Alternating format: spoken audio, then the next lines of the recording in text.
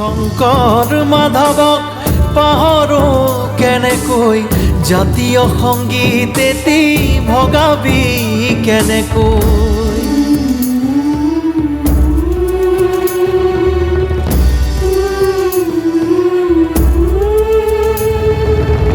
বৰগীত বিহুগীত বুকুৰে আপোনৈ, বাউল বড়ো লোকগীত মনৰে দাপোনৈ।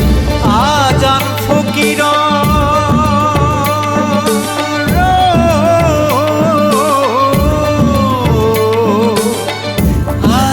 ফকীৰ প্ৰেমতেই বন্দী, বিষ্ণুজ্যোতিৰ সুৰমৰ সৃষ্টি। কৃষ্টিৰ নাই কোনো